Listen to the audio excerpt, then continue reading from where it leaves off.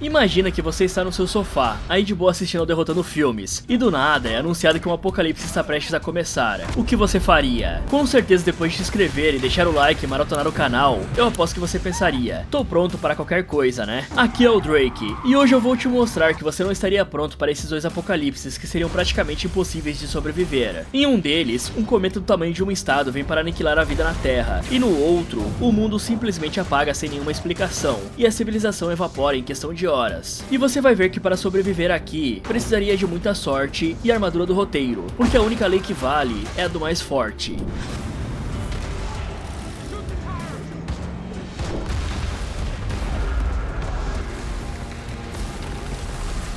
O John é um grande engenheiro de construções que fez uma burrada no casamento, e tá tentando de toda forma se reconciliar com a sua quase ex-esposa, a Allison, que apesar de estar putaça com o cara, ainda vive com ele por conta do filho deles, o Nathan, que aliás sofre de diabetes e usa um aplicador automático de insulina. A questão aqui é que um meteoro vindo de outro sistema solar vai passar bem perto da Terra, sendo que segundo os jornais, alguns destroços dele devem cair no mar depois de serem quase destruídos pela queda da atmosfera, e o corpo principal será jogado para longe graças a uma reação química, mas o John vai descobrir que as coisas não são tão simples quanto parecem. Isso porque, enquanto está fazendo compras com o filho, ele recebe um alerta presidencial, dizendo que ele e a sua família ganharam uma passagem em um transporte de emergência para um local seguro, o que deixa o cara boiando no início. Bom, e com certeza você, na vida real, não teria a sorte de receber um alerta presidencial como o John, mas com certeza você pode garantir um futuro melhor para você e sua família sem precisar de um alerta do governo. E se eu te dissesse que existe um jeito de aprender a investir sem risco nenhum? Essa é a proposta da UVP, a maior escola de investimento do Brasil. Eles confiam tanto no método que te dão uma garantia que não é só de 7 dias. Você pode terminar o curso, e se você não ficar satisfeito ou não aprender a investir, eles devolvem o seu dinheiro. Nenhum outro curso oferece isso. Em apenas 8 semanas, você aprende o passo a passo para construir um patrimônio do zero ao avançado, e ainda tem acesso à comunidade de alunos super engajada para trocar experiências e tirar dúvidas. E ainda tem mais, ao se tornar um aluno, você pode abrir sua conta na UVP Capital e ter acesso a benefícios exclusivos, como cashback em renda fixa, isenção de taxa de corretagem e o tão desejado cartão AUVP Black. A diferença entre começar hoje ou daqui a um ano pode ser a sua aposentadoria. Não deixe o medo te paralisar. Dê o primeiro passo com segurança. Clique aqui no link da descrição ou no comentário fixado e garanta o seu futuro. Só que após voltar para casa e contar para Allison sobre o alerta, os destroços do meteoro começam a cair no planeta e a destruir partes das cidades, causando grandes ondas de choque, o que é totalmente diferente do que os jornais estavam divulgando. Aí, percebendo que as coisas estavam feias, o casal arruma as malas, deixa os vizinhos para trás, já que eles não receberam um alerta, e a família corre para a base militar de onde os aviões de emergência vão sair. Só que ao chegarem lá, eles descobrem que o Nathan deixou a insulina cair no carro, e o John precisa voltar para pegar, o que faz eles se separarem em dois núcleos. O pior disso é que a Allison e o Nathan são impedidos de embarcar por causa da doença do menino, e acabam tendo que sair da base e voltar para o carro. Mas como não encontraram o John, a Allison apenas deixa um bilhete avisando que é para se encontrarem na casa do pai dela. Ao mesmo tempo, o John volta para a base militar, e não encontra sua família em lugar nenhum. Por sorte, antes do avião decolar, ele descobre através de outro civil que pessoas com doenças crônicas não podem entrar no avião, e entende porque não encontrou a Allison nem o Nathan. Aí, bem na hora em que o ataque de pessoas civis armadas começa contra a base militar, o John sai dali e volta para o carro, onde encontra o bilhete da esposa, e entende que precisa ir para a casa do sogrão. E nessa viagem para a casa do pai da Allison, todos eles passam por muitos problemas. O Nathan, por exemplo, acaba sendo sequestrado por um casal pirado, que queria usar ele e a pulseira da Allison para entrar em um avião de emergência, e ir para o bunker de segurança, o que felizmente dá errado, já que o menino revela que foi sequestrado e é resgatado pelos militares, que expulsam o casal de criminosos e colocam o menino em uma barraca, além de também darem insulina para ele. Fora isso, a Allison chega ali algum tempo depois, encontra o garoto e vai embora com ele de ônibus em direção à casa do pai. O John, por outro lado, consegue uma carona pro Canadá em um caminhão e faz amizade com um jovem chamado Collins, que reconhece a pulseira no pulso do engenheiro e conta para ele que alguns pilotos canadenses estão decolando de um aeroporto e indo pros bunkers do fim do mundo que foram descobertos e ficam na Groenlândia. Sabendo disso, o John sobrevive aos problemas que encontra no caminho, que não são poucos, e chega à casa do sogrão, onde ele encontra o senhor e mais alguns amigos jogando cartas, totalmente conformados com a morte iminente. E pouco depois disso, a Allison liga de um telefone público e avisa que está ali perto. Aí, sabendo que a filha está lá fora nesse fim de mundo, o senhor sai junto com o John para ir resgatar a Allison e o Nathan. Então a família se reencontra e volta para a casa do senhor, onde assistem na televisão que no dia seguinte, os maiores pedaços do cometa atingirão a Terra. Terra, fazendo com que praticamente toda a vida seja exterminada. Além disso, também são mostrados os abrigos onde as pessoas escolhidas devem se refugiar. Com isso, o John se lembra do que o Collins comentou, conversa com a Allison e o casal vai até o aeroporto usando a caminhonete do pai dela, que decidiu morrer com a queda do meteoro. E aí, mesmo tendo que enfrentar uma viagem de mais de 12 horas e vários problemas, incluindo uma chuva de meteoros,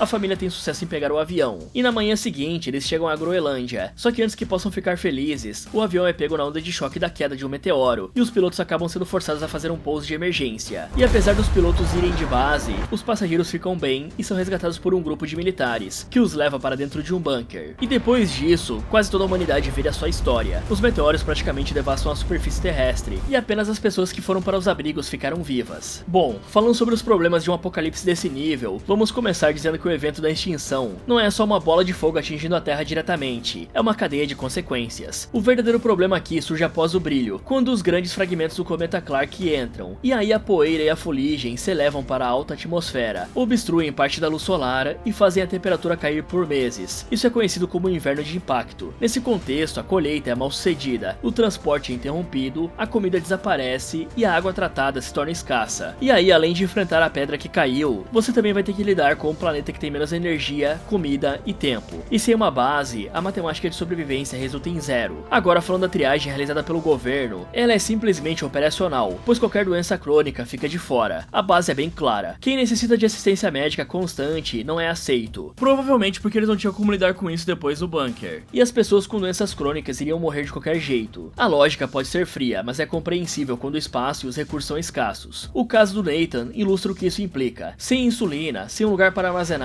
e sem equipe, o tempo passa mais rápido para quem precisa de tratamento diário. Então, em poucas horas de caos, uma geladeira vai se tornar um enfeite, uma farmácia vai se transformar em um alvo, e a rotina obrigatoriamente vai virar um improviso. Então, sem um abrigo, a chance de sobreviver despenca antes mesmo do impacto principal. E no mapa, a rota até a Groenlândia parece ser simples, porém na realidade, ela é uma loteria. O plano de ir de carro até o aeroporto canadense e a partir dali pegar um avião pequeno rumo à Groenlândia, na prática é totalmente diferente, porque vai depender de uma estrada desobstruída para chegar até lá, disponibilidade de combustível, pilotos prontos e aeronave com autonomia para chegar até lá. Só que você vai receber um espaço aéreo sem coordenação em meio às ondas de choque, e estradas completamente caóticas com tudo congestionado, e tudo isso em um intervalo de horas. Por exemplo, uma catraca de pedágio fechada, um bloqueio em uma ponte, ou um atalho congestionado, ou um desvio obrigatório, já são o suficientes para que o plano se torne inútil. E aqui o filme precisa que isso funcione. Já você, provavelmente não teria a mesma sorte. Em um colapso, o maior risco geralmente é o ser humano, e aquela pulseira do John se transforma praticamente em ouro maciço. Assim que as pulseiras são descobertas, elas começam a ter mais valor do que o dinheiro. A Allison foi praticamente arrancada do carro e a pulseira colocada no pulso errado, e o Nathan quase é usado como uma chave para poder entrar. Já o John quase perdeu a sua em uma briga. Esse comportamento não é isolado. Falar informações sensíveis em voz alta é a mesma coisa que pedir por violência. Ter um sinal visível de privilégio é a mesma coisa que violência também. Então aceitar a carona de um desconhecido é brincar com a sorte, pois adivinhe só, pode acabar em violência. E se você tiver uma arma sem saber usar, com certeza vai te tornar em um alvo mais visível, pois uma arma dificilmente dá conta de uma multidão desesperada indo pra cima de você. Pode até assustar no início, mas depois que as balas acabarem, você vai de vala. E quando toda a infraestrutura desmorona, você também vai desmoronar junto, e isso geralmente ocorre de forma rápida. A energia vai oscilando, a água tratada falha, as bombas de combustível e as antenas de celular param, e os hospitais vão travar. O filme até apresenta diversos indícios disso, como o celular não conectando a rede direito, a farmácia é saqueada, o aeroporto se torna uma zona de guerra improvisada, e a base militar enfrenta um colapso logístico devido a uma invasão e explosão na pista. Então, sem energia e sem organização, o essencial para sobreviver vai desaparecer. E aí, não vai nem precisar ser atingido por um fragmento para morrer, é apenas preciso depender de um serviço que já não existe mais. O tempo também não vai estar a seu favor, porque você vai ter que tomar uma decisão em horas, que geralmente precisaria de dias ou até meses. E a linha de tempo do cometa Clark é bem rápida, os efeitos começam na mesma hora, e a previsão de devastação em escala continental é pro dia seguinte. E aí não vai ter espaço para organizar com calma. Cada desvio, como procurar um item que deveria estar duplicado, aceitar uma carona errada, parar para conversar na rua, tudo isso consome minutos preciosos que você não pode desperdiçar. Então qualquer hesitação vai te deixar na rota da colisão. E se você for que nem o John, que gosta de ajudar um desconhecido em meio a uma chuva de fragmentos, com carros em chamas e a visibilidade reduzida, pode até ser uma atitude humana e digna de admiração, porém ela também vai te expor muito. No filme, o John sai do abrigo sob a ponte ponte, resgata o motorista e retorna com queimaduras leves. Em situações reais, a prioridade é garantir a cobertura imediata, proteção do seu veículo, fornecimento de combustível e continuidade na fuga. Se você decidisse fazer algo assim, com certeza morreria junto com a pessoa que tentaria salvar. Essa atitude pode parecer insignificante, só que 1 minuto a mais no aberto pode ser exatamente o seu último minuto. Já sobre fugir com os aviões, decolar não quer dizer que você venceu. É preciso pousar, reabastecer e chegar no destino inteiro. Mesmo a bordo de um avião, a situação permanece diversa. As pistas com certeza vão estar comprometidas. Ondas de choque vão desestabilizar a sua aeronave. A autonomia com certeza vai ser limitada. E a falta de coordenação no espaço aéreo vai te atrapalhar. No filme, a tripulação não consegue sobreviver ao pouso forçado provocado pela onda de choque. E com certeza você também não iria sobreviver. No cenário mais favorável, ainda seria necessário pousar próximo a uma base de apoio, localizar soldados em operação e por último conseguir abrigo que o aceite. Não vamos esquecer que eles estavam negando pessoas com doenças crônicas. Então, trata-se de uma sequência de acertos sob pressão de tempo. Qualquer erro aqui vai interromper o trajeto permanentemente. Então, considerando tudo isso, o Cometa Clark primeiro vai destruir o que te mantém vivo, a energia, o alimento, a água, a saúde e qualquer tipo de proteção. Em seguida ele derruba o restante. Se você está fora do abrigo, a sua luta não se resume apenas a evitar o impacto, mas também a enfrentar um curto período de caos e a médio prazo a escassez que não tolera falhas. Se você levar em conta a sorte de ganhar uma pulseira, a triagem que te deixa de fora, a logística que não se encaixa, as pessoas se matando por pulseiras e um planeta que vai estar em frangalhos, o resultado é bem consistente. No medidor a chance é 0%.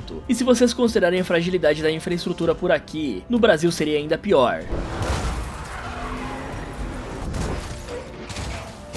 Passando para outro apocalipse, agora a gente acompanha o Will, indo com a namorada Senna ao consultório médico, pois é dia de ultrassom, e eles descobrem que vão ser pais logo logo. Com essa notícia ainda fresca, o Will precisa viajar para Chicago para visitar os sogros e pedir a mão dela, e dá pra ver que ele não está nem um pouco animado com a ideia. E assim que encontra o sogro, a gente entende o porquê. O Tom, o pai da Senna, é aquele ex-militar raiz, duro na queda, e para completar a simpatia, ele pega ranço do genro logo de cara. Na cabeça do cara, foi o Will que roubou a filha e levou a menina para longe. E é essa birra que puxa a primeira briga dos dois, já na primeira noite. E fica bem claro que vai ser difícil esse casamento aí ganhar uma bênção do sogrão. Só que os problemas de verdade começam no dia seguinte. O Will está no telefone com a Senna quando a ligação simplesmente cai, segundos depois dela comentar que a energia tinha acabado. Sem tempo para processar, ele corre para o aeroporto para tentar voltar para casa e dá de cara com um painel informando que todos os voos foram cancelados. As notícias falam de um evento sísmico na costa da Califórnia e do outro lado do oceano, de uma onda de calor na Europa, levando gente de base. Então não é nada bom. Como a luz também cai em Chicago, o Will volta para o apartamento dos sogros. Ele encontra os dois com as malas prontas, mostrando que eles não vão esperar o caos bater na porta. O Tom, pragmático, explica que aquilo não era uma pane qualquer. O problema tinha começado na região de Seattle, mas Chicago, a mais de 3.000 quilômetros, também estava sem energia, sem contar os caças sobrevoando a cidade, que não são exatamente um sinal de normalidade. E com esse cenário montado, o Will decide fazer o que dá pra fazer, ir com o Tom resgatar a Senna. Mas digamos que a viagem quase termina antes de começar, porque eles pararam para abastecer e comprar suprimentos. Só que do nada aparece uma gangue tentando levar o carro. Nessa hora o Tom mostra como se vive um apocalipse na prática. Ele puxa uma pistola, dá 2 passos para trás e põe os moleques para correr. E é nesse momento que o Will aprende a primeira lição: sem postura você acaba virando um alvo. E quando finalmente chegam à saída da cidade, eles encontram um bloqueio militar. A ordem é clara: ninguém sai dali. E para um cidadão comum é fim da linha. Mas o Tom sabe jogar o jogo, e ele fala do histórico dele como fuzileiro e explica que precisa ir atrás da filha e aos poucos convence um sargento a liberar a passagem. E essa aqui foi por pouco, mas acabou funcionando, porque se o Tom não estivesse ali, o Will nem ia sair de Chicago. Algumas horas depois, já de noite, a estrada está com aquele clima ruim, vazio demais para estar tranquilo, e de repente uma viatura encosta e manda eles pararem. O Will, no impulso, desce do carro para conversar, e essa foi a pior escolha possível. Já o Tom, o cara saca que aquele policial não é um policial de verdade, e ele nem perde tempo discutindo, e joga o carro em cima do sujeito para ganhar tempo, grita pro Will voltar e os dois tentam cair fora. Então uma perseguição se inicia, e aqui o Tom testa do que o Will é capaz, mandando ele pegar a Sig no banco do carona. O Will até encaixa o pente, mas não puxa o ferrolho, e quando tenta tirar, a arma só dá um clique. E aí o Tom engole toda a decepção, pega a pistola, engatilha e devolve pro Will, falando que agora ela funciona. É assim que o Will descobre na marra o básico do básico. Mesmo assim, para sumir de vez, o Tom apaga os faróis e entra num atalho. A manobra dá certo para despistar o cara, mas traz outro problema. lá. Na volta, com os faróis acesos, um grupo de servos aparece na pista, e o Tom tenta desviar, só que ele perde o controle e acerta uma árvore. O impacto é bem feio, e enquanto Will volta a si, o falso policial se aproxima, achando que tirou a sorte grande. Só que pro azar do cara, o Tom surge por trás, pega o sujeito de surpresa e finaliza ele no braço. Uma ameaça a menos. Porém, na batida, o Tom acabou machucando a costela, e esse aí não é um machucadinho qualquer, mais pra frente no apocalipse vai cobrar o seu preço. No dia seguinte, eles usam a viatura para rebocar o Cadillac do Tom até uma reserva indígena, e é ali que eles conhecem a Rick, uma mecânica jovem e direta. Eles contam por alto o que aconteceu, e a Rick abre o capô, faz um diagnóstico rápido e avisa. É até possível consertar, mas pode ficar um vazamento pelo caminho. E o Tom já entendeu que precisa de ajuda, então ele convida a garota para ir com eles, e oferece dinheiro bastante para que ela vá. A Rick hesita, aumenta o preço, e no fim ela topa. Ela queria sair rumo à Califórnia de qualquer jeito, então as rotas meio que se alinham, e eles se preparam para sair ao anoitecer. Enquanto tudo isso se desenrola, o rádio vai soltando fragmentos do que pode ter acontecido. Um lugar fala que foi guerra, outro falha na rede e outro em coisa de governo. Ninguém sabe direito o que aconteceu. E no céu, os pássaros fazem manobras estranhas, como se o norte tivesse se perdido. E é mais um daqueles sinais que a gente só entende de verdade depois. Na estrada, a noite resolve complicar, e o carro do grupo bate em outro veículo. E quando descem para checar, a cena é bem pesada. Tem gente morta e ferida. E infelizmente nada pode ser feito. A Rick acaba sentindo o baque na hora. E não dá nem tempo de processar, porque aparecem batedores farejando o combustível e o metal. E aí o trio precisa sair dali rapidamente. Logo depois vem uma tempestade daquelas com raios cortando o céu. E a visibilidade cai a zero. O Tom segura o volante até achar uma ponte. E lá eles param para dar uma respirada e esperar a tempestade passar. No dia seguinte, o Will quer passar numa cidadezinha onde tem um amigo. E aproveitar para revisar o carro e pegar mais água. Só que o lugar montou a sua própria milícia e botou uma placa na entrada de somente residentes. E obviamente eles são barrados. O Will, no improviso, consegue explicar quem é o amigo, cita o nome, rua e detalhes. E o discurso, por incrível que pareça, acaba funcionando. Então eles entram, mas o amigo não está em casa. A esposa diz que perdeu o contato com o cara faz dias. E o Will conforta como dá, ajuda no básico e volta para a estrada com os outros dois. No caminho eles encontram um avião militar no chão. E isso acaba levantando algumas perguntas. Se foi a tempestade ou se ele foi abatido, não tem como saber direito. Mais adiante, tem um parque aquático, e lá eles aproveitam para reabastecer, procuram mantimentos como água e dão aquela olhada geral. E a Rick pensa em se refrescar, mas ela dá um salto para fora da piscina quando percebe que a água está quente demais, quase fervendo. E logo eles voltam à estrada, só que no meio do caminho eles passam por um incêndio gigantesco, e acabam encontrando uma mulher na estrada que está pedindo por ajuda, dizendo que está com o pneu furado. E é claro que era uma armadilha, né? Dois homens aparecem armados, exigindo a gasolina deles.